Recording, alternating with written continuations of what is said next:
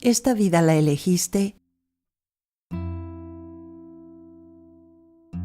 ¿O simplemente aprendiste a soportar?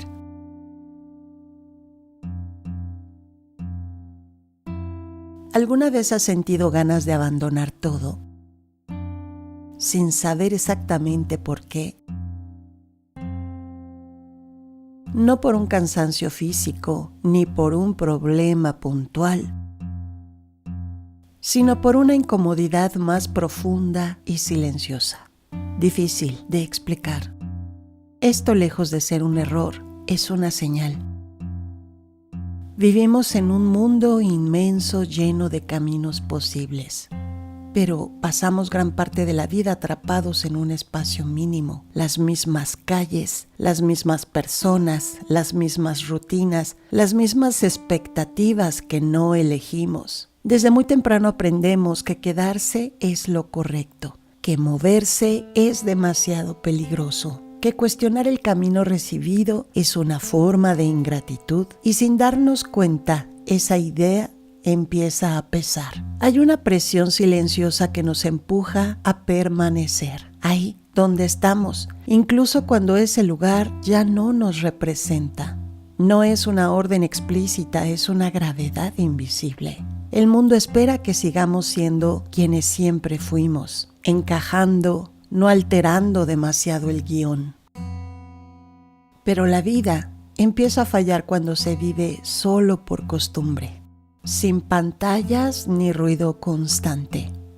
Pero percibimos algo inquietante. Vemos cómo las personas se pierden en rutinas que no habían elegido, al igual que nosotros, trabajando sin descanso para sostener vidas que no sentían como propias. No hablamos de pobreza material, sino de pobreza más profunda, la de vivir desconectados de nosotros mismos. Y esa desconexión no siempre se nota como tristeza. A veces se siente como una especie de niebla. Seguimos funcionando, hablando con la gente, cumpliendo, riendo, tal y como corresponde. Pero por dentro hay un ruido que no puede callarse. Es como si una parte de nosotros estuviera mirando su propia vida desde afuera y pensara con una calma inquietante que algo no está ocurriendo como debería. Y lo extraño es que no podemos señalar a un culpable, porque no se trata de un problema, se trata de una suma lenta de repeticiones. El cerebro se acostumbra a todo, se acostumbra a las paredes, a las conversaciones, a los malos tratos, a los mismos caminos. Incluso se acostumbra a las mismas versiones de nosotros mismos. Con el tiempo, esto deja de sentirse real, deja de ser conocido, porque ya no lo miramos, solo lo atravesamos. Y cuando dejamos de mirar, también dejamos de sentir. No porque sea frío, no porque nos volvamos seres fríos, sino porque nuestra mente ahorra energía. Aprendemos a pasar por encima de lo que ya entendemos. Eso funciona para sobrevivir, pero tiene un costo. El costo es que la vida se convierte en un trámite. Por eso es la sensación de querer abandonar todo. Aparece esta sensación, esta emoción, como una mezcla rara de miedo y alivio. Miedo porque implica perder el control. Alivio porque sugiere que todavía hay algo vivo dentro de nosotros que se resiste a quedar dormido. A veces ese impulso se confunde con capricho, pero capricho es querer algo nuevo por aburrimiento. Esto es distinto. Esto es darte cuenta de que llevas demasiado tiempo respirando en un lugar donde el aire ya no te alcanza. Llegar hasta aquí ya te separa del resto. La mayoría no tiene la fortaleza mental para sostener estas verdades sin oír. Por eso hay este dejo de huellas visibles como una decisión interna que muchos no nos atrevemos a tomar. Es cuestión de decidir dejar de sentirnos como nos sentimos, dejar a un lado estos hábitos mecánicos convertir todo en el inicio de nuestro propio camino hacia la libertad interior. Hay otra pieza que suele pasar desapercibida y no solo nos acostumbramos a un entorno, también nos acostumbramos a la mirada de los demás. Las personas que nos rodean sostienen una imagen de nosotros y esa imagen se vuelve una jaula suave. No hace falta que nos insulten o que nos controlen. Basta con que nos recuerden con sus gestos y sus expectativas quienes se supone que somos poco a poco, empezando a actuar para no romper esa idea. Y lo peor es que un día nos damos cuenta de que ya no sabemos si somos así por elección o por inercia. En ese punto, abandonar todo nos suena como huida, suena como una forma de respirar sin testigos. Porque cuando nadie conoce la historia, nuestra historia, podemos elegir con más libertad qué parte de nosotros sostener y cuáles dejar morir. Esa es la parte psicológica que nadie dice. No es solo el lugar, es el papel que interpretamos en ese lugar. Es el personaje que aprendimos a ser para encajar. Aquí es donde la frase "me quiero ir" se vuelve peligrosa, porque puede significar dos cosas opuestas. Puede ser la necesidad de escapar de nosotros mismos, o puede ser la necesidad de volver a nosotros. Y aunque suenen parecidas, por dentro son mundos distintos. Escapar de nosotros es intentar borrar todo. Volver a nosotros es aceptar el dolor como un mensaje, como una enseñanza, como señal de que algo pide cambio. No es cansancio, es la vida que se vive en automático. Viajar, por ejemplo, no cura, porque viajamos con nosotros mismos. Nada cambia, no es el lugar. No podemos huir de nosotros mismos y dejarnos en una estación de autobuses. El contexto nos empuja, nos moldea, nos encierra o nos abre. El espacio, el entorno, el lugar donde vivimos, no es solo un fondo, es un ruido constante que nos entrena a sentir de cierta manera. Y cuando el ruido es siempre el mismo, terminamos creyendo que esa es la única música posible. Por eso el cambio de escenario puede sentirse como un reinicio, no porque nos convierta mágicamente en otra persona, sino porque nos obliga a mirar otra vez. La novedad despierta algo básico, nos hace prestar atención, nos hace estar presentes.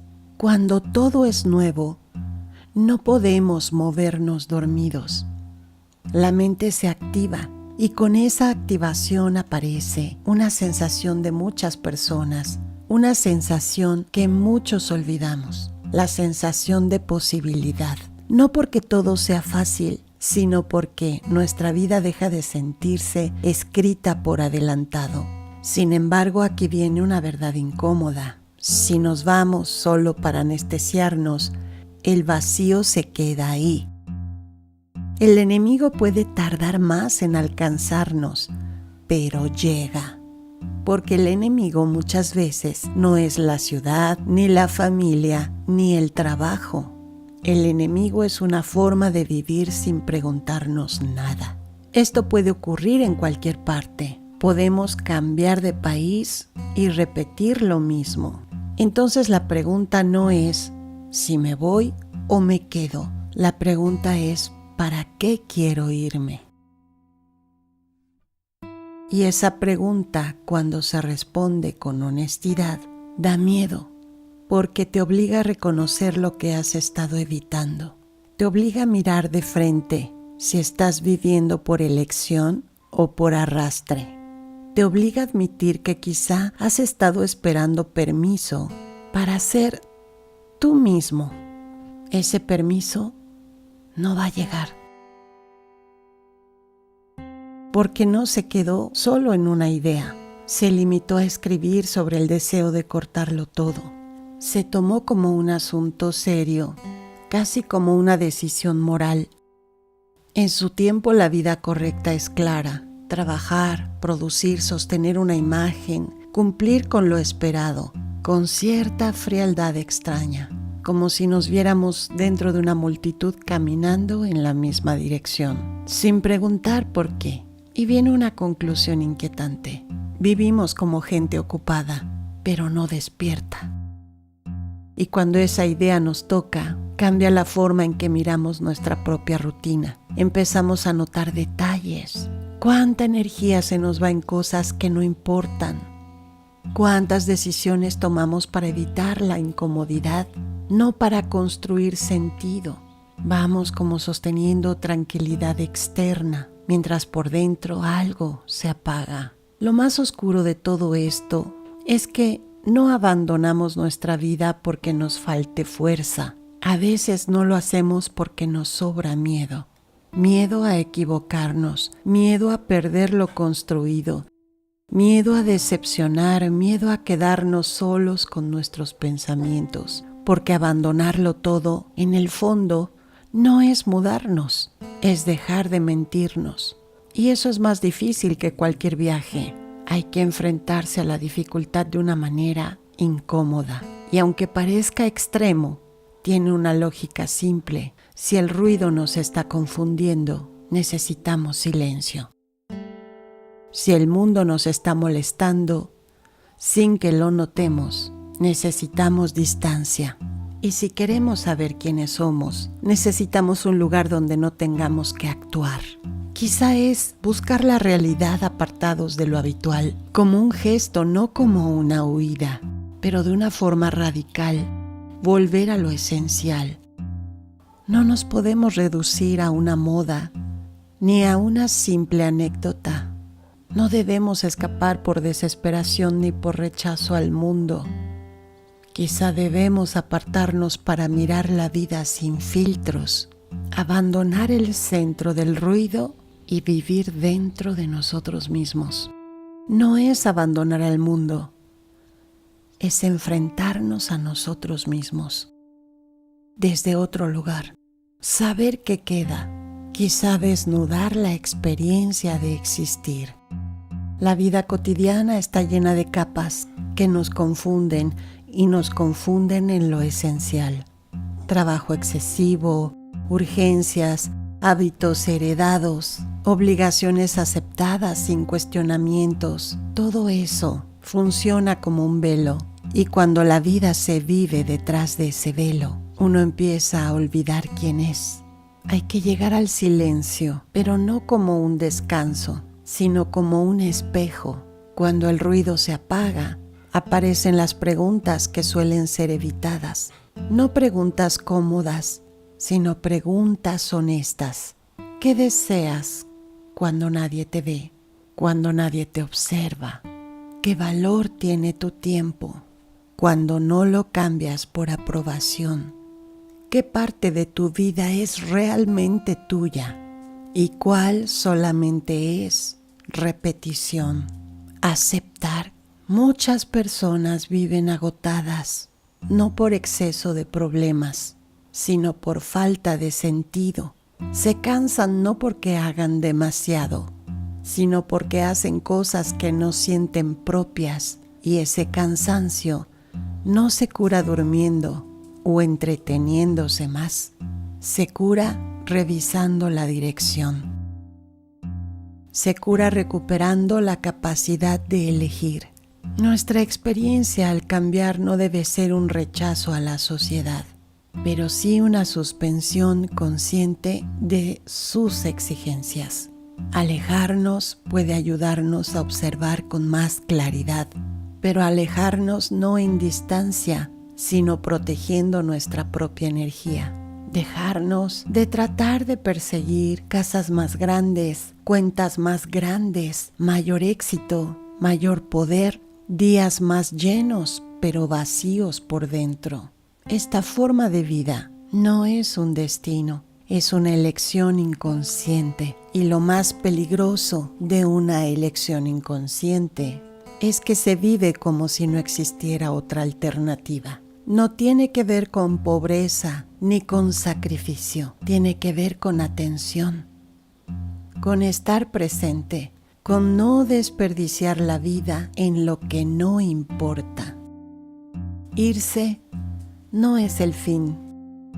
El fin es ver con claridad, una pausa, no una fuga, una forma de ajustar la mirada antes de volver al mundo. No es huir, no es volver, es saber, es recordar que la vida no es solo duración, es profundidad.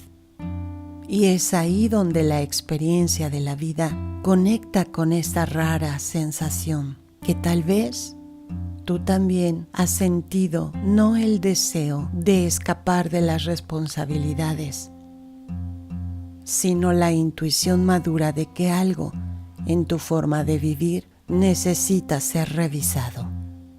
Esa sensación no nos pide necesariamente que dejemos todo, sino que miremos con cuestionamiento y que nos preguntemos si estamos viviendo de acuerdo a lo que realmente sentimos como verdadero o solo de acuerdo a lo que se espera de nosotros.